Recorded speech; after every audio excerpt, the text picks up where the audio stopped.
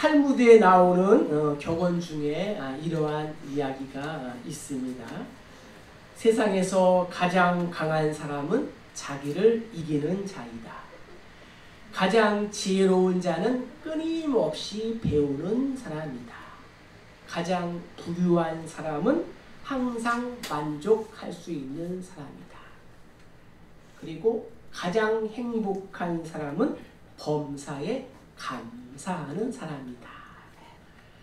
감사는 마치 수증기와 같아서 태양이 비추면 이 물이 수증기가 되어서 하늘로 올라갑니다.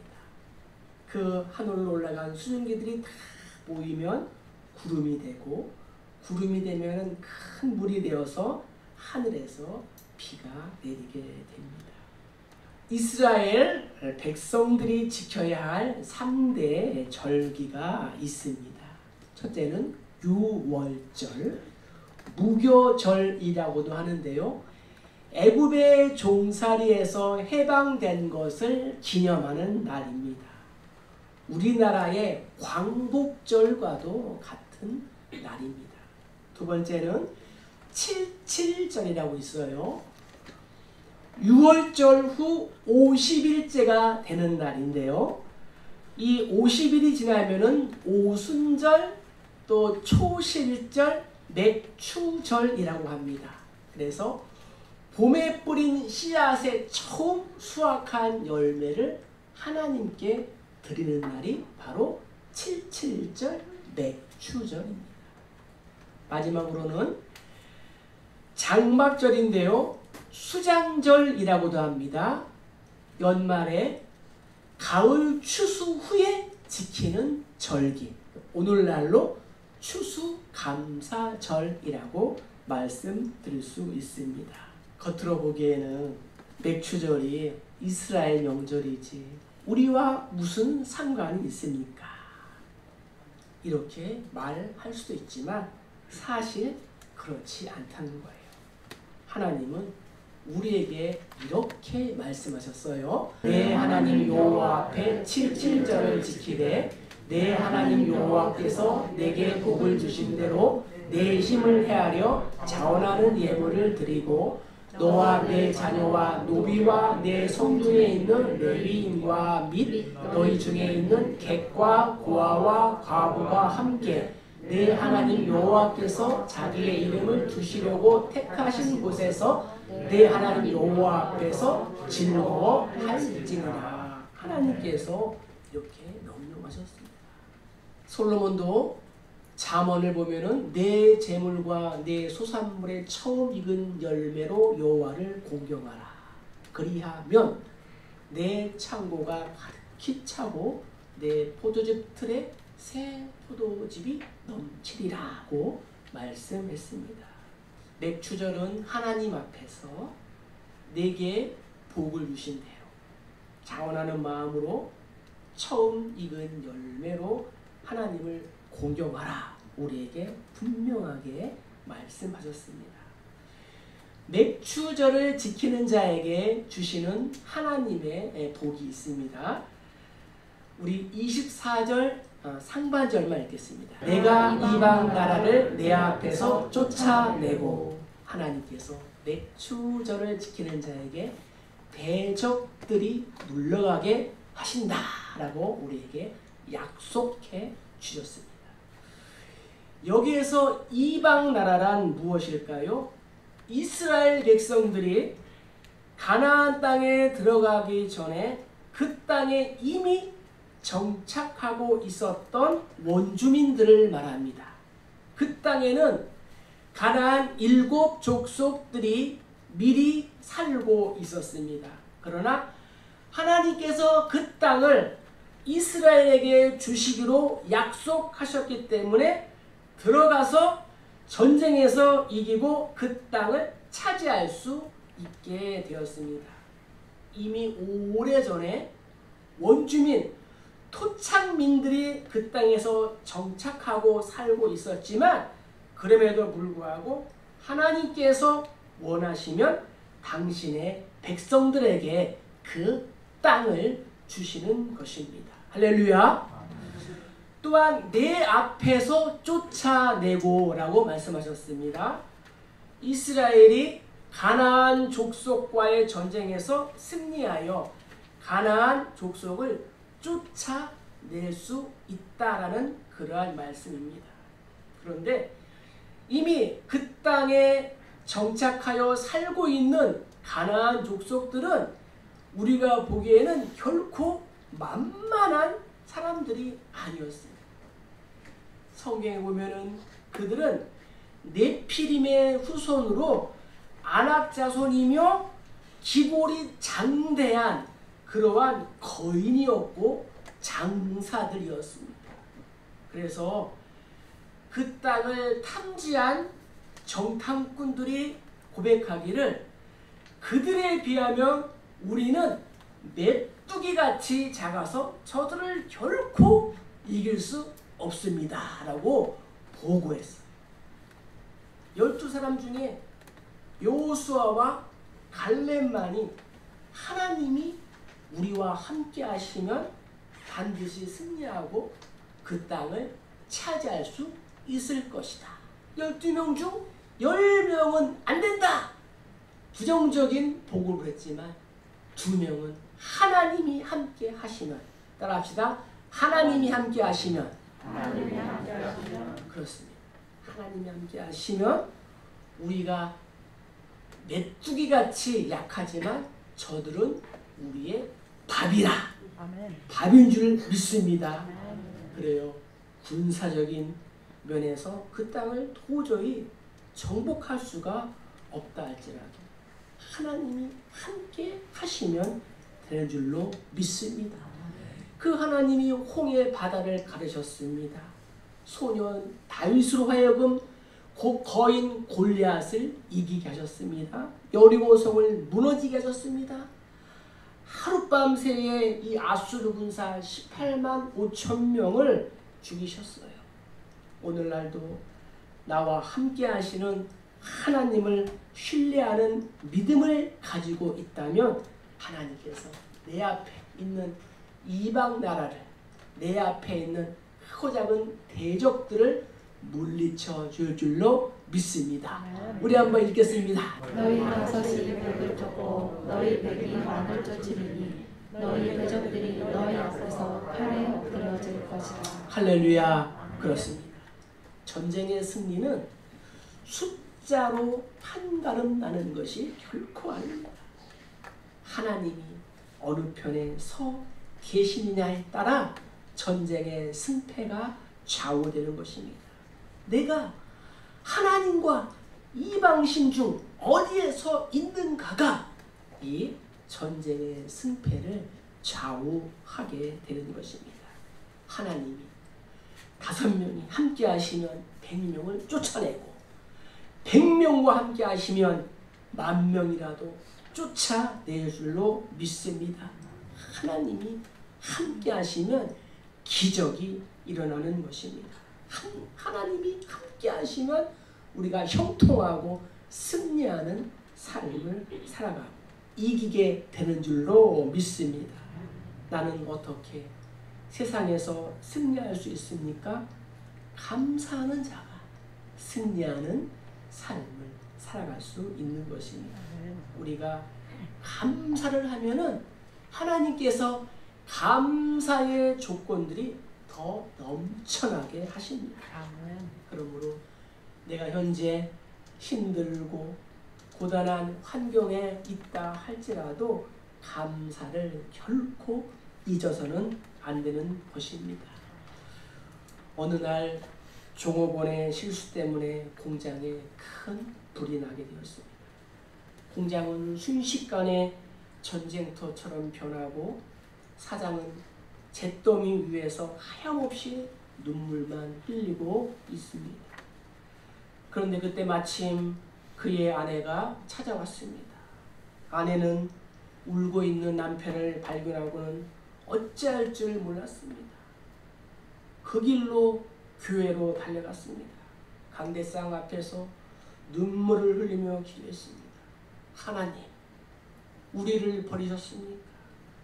지난 6년 동안 아침 저녁으로 손톱에서 피가 나도록 일했는데 남은 것은 다 타버린 공장뿐입니다.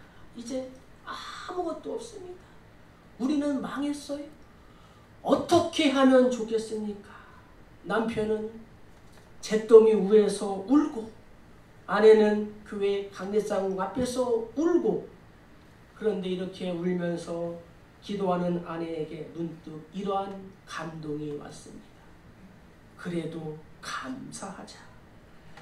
남편이 아직 살아있는 것이 감사하고, 우리가 건강한 것도 감사하고, 하나님이 나와 함께 하시는데 내가 절망할 이유가 무엇이 있는가? 그러면서 아내는 하나님 감사합니다. 공장에 불탄 것도 감사합니다 하고 감사 기도를 했습니다. 그리고 말로만 감사한 것이 아니라 집에 남아있는 돈을 모두 챙겨다가 하나님 앞에 감사원금을 드린 거예요. 그런데 이 공장에 불탔다는 소문이 퍼지자 교회 성도들, 친지들, 주변의 동료들이 여기저기서 모금을 해가지고 다시 공장을 크게 짓게 되었습니다.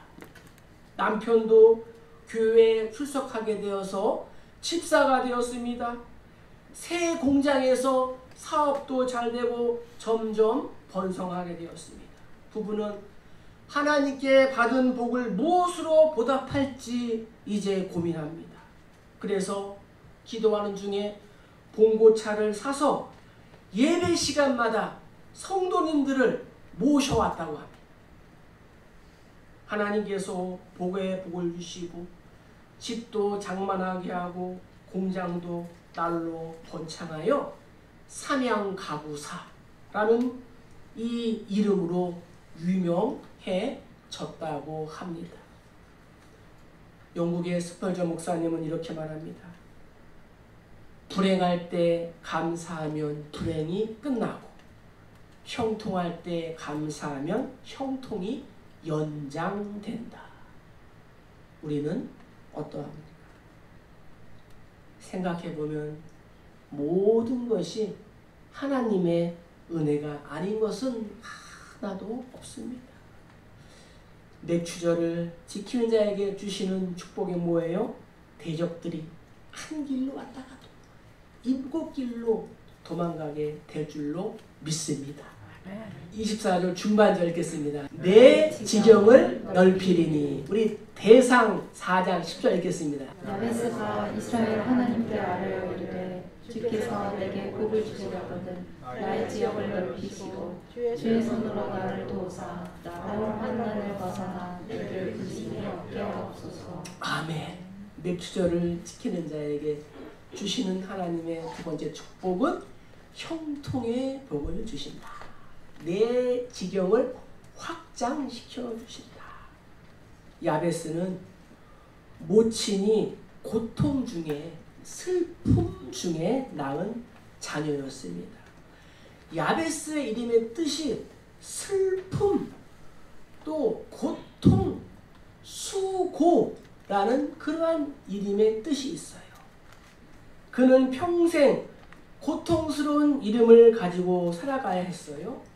그러나 그는 상황을 극복하여 기도로 믿음으로 자신의 운명을 바꾼 사람이 야베스예요.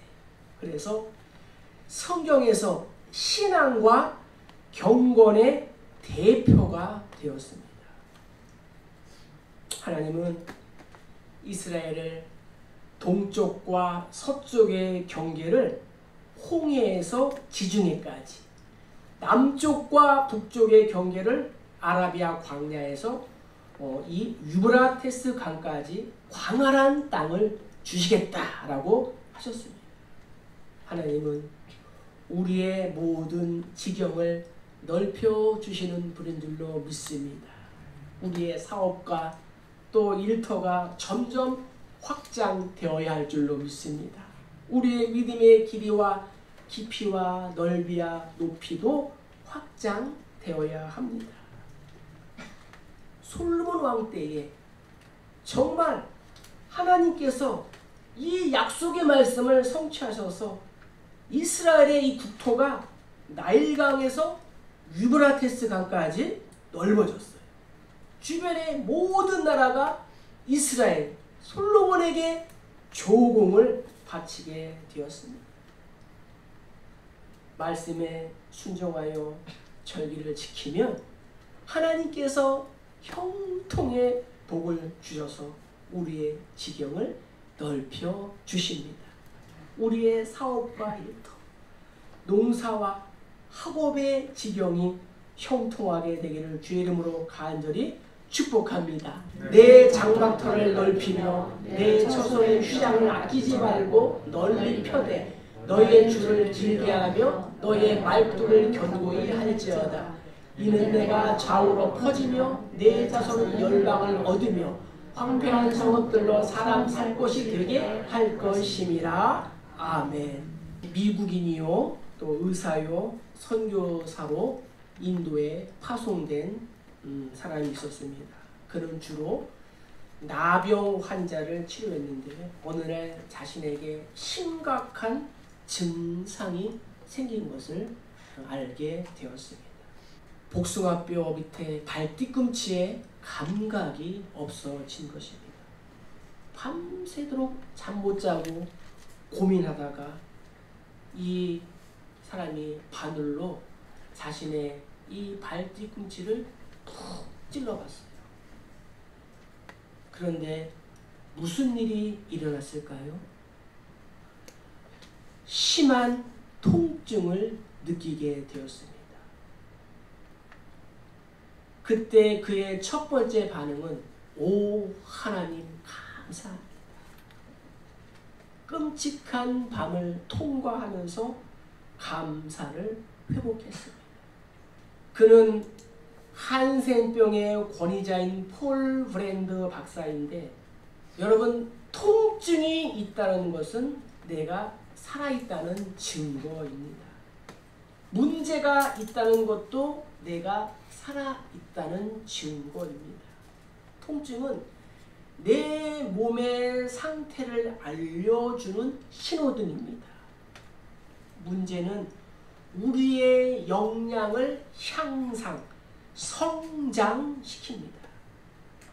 나병 환자는 신경 파괴로 인하여 통증을 느끼지 못합니다.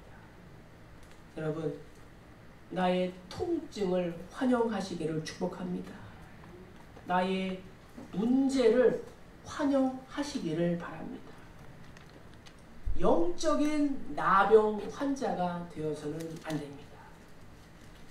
우리가 내가 나의 생각을 재구성하면 모든 고통이 축복으로 변화될 수가 있는 것입니다.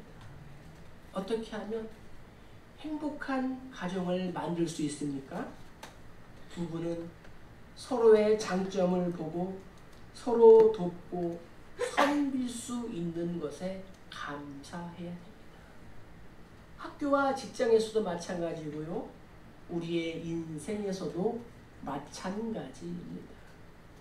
감사의 시작은 축복의 시작이고 불평의 시작은 저주의 시작인 것입니다. 그런데도 우리가 인생을 원망하고 불평하며 살겠습니까? 아니면 감사하며 살겠습니까? 감사의 씨앗을 심으면 하나님께서 30배, 60배, 100배의 열매로 주렁주렁 맺히게 해줄 줄로 믿습니다. 일본 도호대학교 오모리병원 완화 케어 센터에서 호스피스 전문의로 수고하는 오츠 스위치 박사가 있었습니다. 그는 죽음을 앞둔 환자들 1000명을 심층 면접하여 죽을 때에 후회하는 25가지라는 책을 썼습니다. 죽음을 앞둔 저들이 첫 번째로 고백하는 말이 이런 거예요. 사랑하는 사람에게 감사의 표현을 좀 더 많이 했더라면.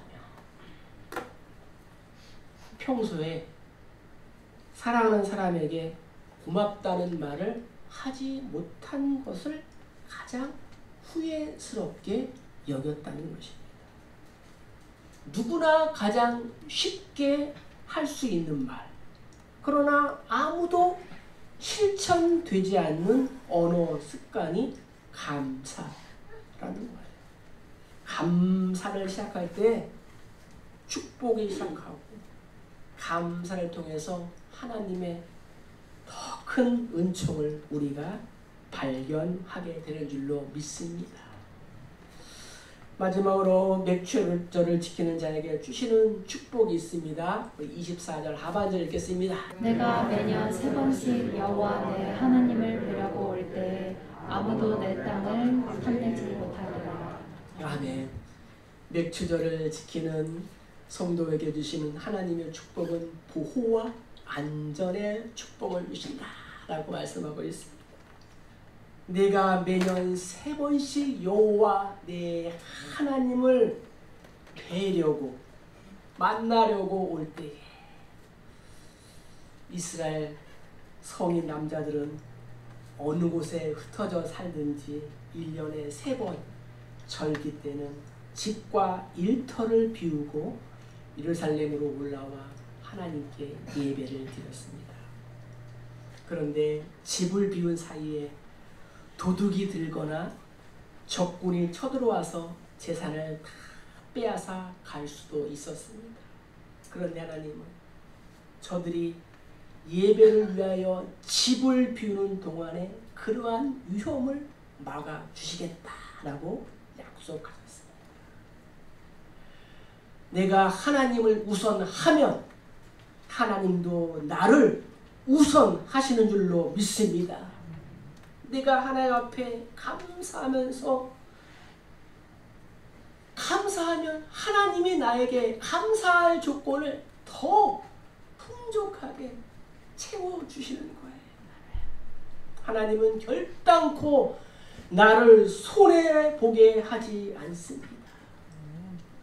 자녀가 수고하여 월급 봉투를 가지고 와서 부모님께 드리면 부모님이 자녀에게 손해를 보게 하겠습니까? 아니요. 더 풍족하게 채워줍니다.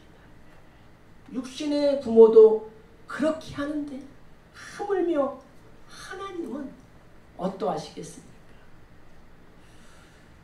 일요일에 장사를 해야죠. 가게 문을 열어야죠.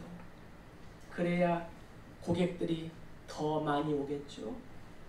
단골이 떠나는 것이 두렵고 무서워서 가게 문을 엽니다. 그러나 우리 하나님은 그리 째째한 분이 아니시라는 거예요. 몸과 마음과 물질과 시간을 다하여 충성하고 봉사하고 헌신하고 예배하면 하나님께서 반드시 보상해 주시고 흔들어 넘치도록 채워준 줄로 믿습니다. 예수님 이 땅에 오신 목적이 뭐예요? 우리에게 생명을 얻게 하고 더 풍성한 삶을 살기 위하여 이 땅에 오셨다는 것이에요. 광야 40년 동안 이스라엘 백성들이 그날의 분량의 만나를 거둘 때에 하나님은 토요일에는 2배의 이 분량의 만나를 주었습니다. 왜요? 일요일에는 하나님께 예배하라고, 일요일에는 안식을 하라고, 주일을 성수하라고. 하나님께서 아무 사람도 내 땅을 탐내지 못하리라 이렇게 말씀하셨어요. 하나님은 땅 따먹기를 해야지 살아가는 이 정말 이 전쟁이 있는 이 나라에서 국가적인 위험과 이 군사적인 이 위험 속에서도 보호해 주셨습니다.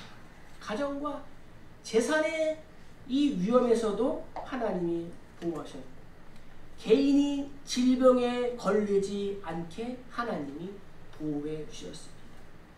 예배하러 오는 길에 수많은 이 강도들을 만나지 않도록, 질병에 걸리지 않도록, 사고가 나지 않도록 하나님께서 보호해 주셨습니다. 그래서 시편 기자는 이렇게 고백합니다. 악인이 의인을 엿보아 살해할 기회를 찾으나 여호와는 그를 악인의 손에 버려두지 아니하시고 재판 때에도 정죄하지 아니하시리로다. 아멘. 잠언기도 고백했습니다. 악한 자여 의인의 집을 엿보지 말며 그가 쉬는 처소를 헐지 말지니라. 대저의인은 7번 넘어질지라도 다시 일어나려니와 악인은 재앙으로 말미암아 엎드려지느니라. 하나님이 허락하지 아니하시면 결탄코 악인은 의인을 해코지 할 수가 없는 것입니다. 미국에 50만 부의 이 책이 팔린 이 베스트셀러 중에 바바라 존슨이라는 아주머니가 쓴 책이 있습니다. 모자에 제라늄 꽃을 꽂고 행복하게 살아라. 바바라 존슨은 남편과 4명의 아들이 있는 평범한 주부였습니다. 그런데 어느 날 갑자기 그에게 문제가 닥쳤습니다. 일터에서 집으로 돌아오던 남편이 교통사고로 식물인간이 되었습니다. 첫째 아들은 음주 트럭에 치여 죽었습니다. 둘째 아들은 호모섹스에 빠져 집을 나갔습니다. 셋째 아들은 베트남 전쟁에 파견 나가서 18세의 어린 나이로 전사하고 말았습니다. 그녀는 연속되는 불행으로 하나님 어찌하여 나에게 불행만 다가옵니까? 하나님을 원망하고 세상을 원망하고 자신을 원망했습니다. 그러다가 이렇게 살아서는 안 되겠구나 결심을 하고 하나님 앞에 왔어요. 하나님, 나의 남은 인생을 다 하나님께 맡깁니다. 에스더처럼 하나님, 죽으라고 하시면 내가 죽겠습니다. 하나님 감사합니다. 그런 상황에서 감사할 게 뭐가 있겠어요. 그래도 그녀는 감사하고 또 감사를 했습니다. 그럼에도 그럴수록 그러니까 그것까지 감사했다는 거예요. 시간만 나면 교회에 가서 감사의 기도를 드렸습니다. 그랬더니 식물인간이었던 남편이 기적적으로 생기를 되찾고 다시 일어나게 되었습니다. 아멘. 누가요? 남편이. 그녀는 더욱 하나님께 감사합니다. 하나님, 나보다 더 불행한 그러한 사람들에게 내가 좋은 일을 하겠습니다. 그는 재난을 당하여 시리에 빠진 부모들을 돕기 시작했습니다. 당시 미국에는 베트남 전쟁으로 인하여 전사한 청년들이 무려 50만 명이 되었다고 해요. 아들이 전사했을 때, 아들이 부모보다 앞섰을 때에 그 부모의 심정은 어땠을까요? 그래서 주변에 있는 사람들을 찾아갔습니다. 위로했습니다. 아들이 죽었다고 낙심하지 마세요. 아들은 국가를 위하여 큰 일을 한 겁니다. 교통사고로 자식을 잃은 부모들에게 편지를 쓰고 전화로 위로했습니다. 그들을 모아 함께 기도하고 그들을 위한 세미나도 하고 더 나아가 선교회도 조직했습니다. 그녀는 남을 돕는 일로 바빠지게 되었습니다. 방송국을 나가고 출판계의 유명인사가 되어 강사로 초청을 받게 되었습니다. 재난을 당한 사람들에게 위로와 희망과 용기를 주는 엄청난 영향력을 발휘했습니다. 그리고 드디어 호모섹스로 집을 나간 둘째 아들이 돌아오게 되었습니다. 그가 쓴 책이 베스트셀러가 되었습니다. 보호와 안정, 아니 하나님이 감당할 수 없는 복을 이 아주머니에게 주셨습니다. 여러분, 지금 내가 알 수 없지만 때로는 고난을 당하는 것도 큰 축복입니다. 그래서 고난이 변장된 축복이라는 말도 있지 않습니까? 아무것도 염려하지 말고 다만 모든 일에 기도와 간구로 너희 구할 것을 감사함으로 하나님께 아뢰라. 그리하면 모든 지각에 뛰어난 하나님의 평강이 그리스도 예수 안에서 너희 마음과 생각을 지키시리라. 아멘. 예수님은 감사에서도 우리에게 본을 보여주신 분이었습니다. 오늘 예수님의 감사의 적용으로 오늘의 말씀을 마치려고 합니다. 예수님의 감사는 어떠한 감사였나? 있는 것에 감사하라. 나에게 없는 것이 아니라 남아있는 것, 있는 것에 감사하시기를 축복합니다. 소년이 가져온 오병이어로 하나님 예수님 2만 명을 먹이시고 12바구니가 남겨졌어요. 예수님이라고 좌절이 없었을까요? 아니요. 예수님 고향 사람들에게 배척을 당했어요. 전도할 때도 낙심하셨어요. 그러나 예수님 좌절 속에서도 배척 속에서도 감사하셨어요. 친한 친구 나사로가 죽었어요. 슬픔의 자리에서도 하나님께 감사했어요. 그리고 저와 여러분을 구하기 위한 최후의 만찬 자리에서 십자가의 고난에서도 감사했습니다.